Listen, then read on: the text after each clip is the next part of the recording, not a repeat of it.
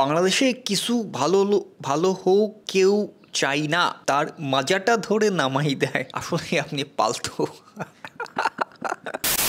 মানুষের ধৈর্য এত কম ভাই, এত ধৈর্য কম থাকলে কেমন হয়। যাই হোক, আমি কয়েকদিন আগে একটা ভিডিওতে রিয়াক্ট করি, মানে একটা সঙ্গে রিয়াক্ট করি। সংটা হচ্ছে উড়াধুরা সং, যে শাকিব খানের যে নতুন মুভি আসতেছে তুফান, সেই মুভির একটা সং। মানুষ পুরো ভিডিওটা না দেখে কমেন্ট করা স্টার্ট করছে। আমি কয়েকটা কমেন্ট পড়ি, আমাদের কলিজার টুকরা বস কিং খান। আচ্ছা এটা তো, আচ্ছা এটা না, বাংলাদেশে কিছু ভালো হোক কেউ চাই না, তার মাজাটা ধরে নামাই দেয়। মাজাটা ধরে নাম, আচ্ছা মাজা ধরে নাম, আচ্ছা ওকে। গানটা তো সুন্দর হয়েছে, আর রইল নকলের ব্যাপার, এটা কি নতুন কিছু নাকি? ভাই ভাই এত বাংলিশ আমি পড়তে পারবো না। মানে তিনি আর কি কটাক্ষ করেছেন কেন আমি সংটাকে নকলের কথা বলে, অথচ আমি বলি নাই যে সংটা নকল। উল্টা আমি ওই ভিডিওতে রিয়াক্ট করার টাইমে হচ্ছে আমি ডিসক্রিপশন বক্সে যাই, ডিসক্রিপশন বক্সে আমি গিয়ে আমি বলি যে এখানে ক্রেডিট দেওয়া আছে এবং এই সংটা পুরাতন একটা বাংলা সংয়ের থেকে হচ্ছে সুরটা নেওয়া হয়েছে। আমি একটা সেকেন্ডের জন্য আমি বলি নাই যে সুরটা কপি করা হয়েছে। ভিডিও এখনও আছে, স্টিল আপনারা দেখে আসতে পারেন। এবং এটা খুবই কমন একটা ব্যাপার, ইদানিং হচ্ছে এই টাইপের সংগুলোই মানুষ বেশি পছন্দ করতেছে, যে নতুন মডার্ন একটা গান,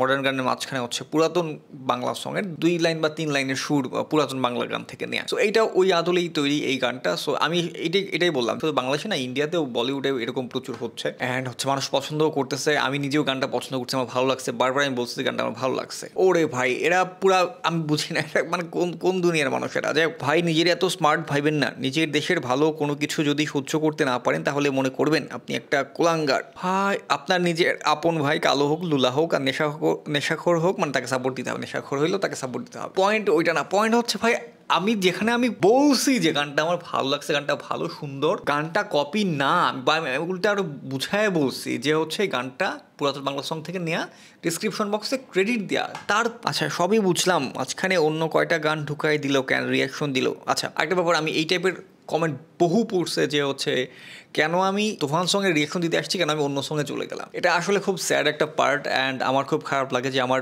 ওল্ড অডিয়েন্সদের আমি মিস করি। আমার একদম শুরুতে যে অডিয়েন্সরা ছিল, মানে একটা বেসিক ঘরানার অডিয়েন্স আমার ছিল, তারা হচ্ছে আমার থিমটা বুঝতো, যে আমি হচ্ছে দেখা গেছে রিয়েকশন দিতে বসছি, আমি তো ইনস্ট্যান্ট রিয়েকশন দিই, আমার কোনো প্ল্যান থাকে না। কিন্তু রিয়েকশন দিতে দিতে দেখা গেছে আমার হঠাৎ করে অন্য একটা সঙ্গের কথা মনে পড়লো, বা অন্য একটা টপিকের কথা মনে পড়লো, অন্য একটা ভিডিওর কথা মনে পড়লো, আমি থাপ্পড়ে ওইখানে চলে যাই, ওইখানে গিয়ে আরেকটা রিয়েকশন দিই, বা ওইখানে যেতে যেতে এরকম দেখা গেছে আমি মূল টপিক থেকে সরে যাই, তারপর হচ্ছে আবার ব্যাক আসি। এটা আমার খুব কমন একটা ব্যাপার। আমার মূল যে অডিয়েন্স তারা জানে এই ব্যাপারটা, যে আমি রিয়েকশন দিতে দিতে অনেক দূরে চলে যাই, এরকম হয়। কারণ হচ্ছে আমার যেহেতু কোনো প্ল্যান করা থাকে না, কোনো স্ক্রিপ্ট থাকে না। অনেকেই আমার এই ব্যাপারটাই পছন্দ করে, যে অথেন্টিক ব্যাপারটা, যে হচ্ছে আমি কোনো প্রি প্ল্যান করে কোনো কিছু করি না, যে যা করার সামনেই করতেছি। ধরেন কোনো একটা কিছু, একটা ওয়ার্ড বুঝতেছি না, আমি বলি যে আচ্ছা এই ওয়ার্ডটার অর্থ কি আমি জানি না, একটু সার্চ দিই। তখন আমি গুগল ট্রান্সলেটে গিয়ে হচ্ছে আমি সার্চ দিয়ে অর্থটা জানি এবং সামনে দেখাই যে আমি সার্চ দিলাম, দেখলাম অর্থ, তারপর আমিই বলতেছি। সো এটা আমার খুব কমন একটা ব্যাপার। বাট এই যে নতুন কিছু অডিয়েন্স, ভাই আসলে ব্যাপারটা কি, ফেসবুকের একটা ঝামেলা। ফেসবুক আসাতে একটা হিউজ অডিয়েন্সের কাছে আমার ভিডিওগুলো চলে গেছে, বা হচ্ছে আমার পেজটা চলে গেছে। এখন হচ্ছে আমি এটা তো কন্ট্রোলও করা যায় না ভাই, কী করবো। আমি যদি পারতাম যে আমার আগের যে নির্দিষ্ট অডিয়েন্স ছিল এদের মধ্যেই যদি সীমাবদ্ধ রাখতে পারতাম আমার ভিডিওগুলো, তাইলে হচ্ছে ভালো হইতো। বাট স্যাড পার্ট, এখন আমি একটা ব্রড অডিয়েন্সের কাছে রিভিল হয়ে গেছি এখন। আর আগের মতো জোক বা হচ্ছে আগের মতো কিছু হিউমার আমি অনেক কথা মাথায় আসে আমি বলি না, যে কারণ হচ্ছে এই লার্জ অডিয়েন্সের একটা বড় অংশ ধরতে পারবে না, তারা উল্টা আমাকে ভুল বুঝবে। আর যেখানে আমি ডিরেক্টলি বলছি যে গানটা আমার ভালো লাগছে অ্যান্ড হচ্ছে এটা কপি না। যাই হোক, তারপর হচ্ছে আর 2 কমেন্ট পড়ি, সেটা হচ্ছে ভাই সাপোর্ট দিতে না পারলে হুদাই এই কপি সেই কপি, এই দেখছেন ওই দেখছেন না বলে নিজে যাই আর ডিরেকশন। আমি বলছি একবারও কপি।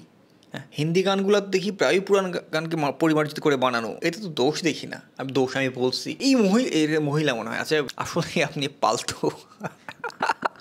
এই অডিয়েন্সের একটা বড় অংশ আসছে হচ্ছে লাস্ট টাইম যে তুফান মুভি টিজারে রিয়েকশন দিচ্ছে, ওইখান থেকে একটা অডিয়েন্স আসছে যারা ভাবে, মানে তারা নিতেই পারতেছে না যে আমি তুফান গানের এখানে অন্য কোনো কথা বলতেছি কেন। তারা এক্সপেক্ট করতেছে আমি পুরাটা টাইম হচ্ছে মানে প্রশংসাই করে যাবো আর কিছু বলতে পারবো না। দৌড় মিয়া, এখানে কপি কোন জায়গায়? আমি নাকি বলছি এটা কপি। এই যে এই সংটার টিউনের যে কোরাস, সেই কোরাসটা নেওয়া হয়েছে হচ্ছে মাতাল রাজ্জাক দেওয়ানের থেকে, যেটা আমি আমার ওই ভিডিওতে আমি বলছিলাম। এবং হচ্ছে এটার যে মানে বিখ্যাত সং মরার কোকিলে, যেটা কিনা হচ্ছে মমতাজ এবং হচ্ছে বেবি নাজনীন দুজনেই গাইছে, এবং এইটাও এই 2টা গান আমি প্লে করছিলাম আগের ভিডিওতে। রাজ্জাক দেওয়ান সং, আচ্ছা কাজল দেওয়ান হচ্ছে পারমিশন দিছে যে এই সংটার মানে সুরটা ব্যবহার করতে সঙ্গে। সো এই হচ্ছে ইনফরমেশন, যেটা কিনা আমি মোটামুটি শেয়ার করছিলাম আমার আগের ভিডিওতে, একদম ওয়ার্ড বাই ওয়ার্ড আর কি পড়ি নাই আগের ভিডিওতে। যাই হোক, আমি মাঝখানে হচ্ছে একটু ব্লগে শিফট হয়ে গেছিলাম বেশি, এখন একটু ট্রাই করতেছি 2টা কম্বিনেশন করার। রিয়েকশন আমার খুব কম দেওয়া হচ্ছে, সো এটাতে আবার একটু ফ্রিকোয়েন্ট হওয়ার ট্রাই করবো। যাই হোক, কথা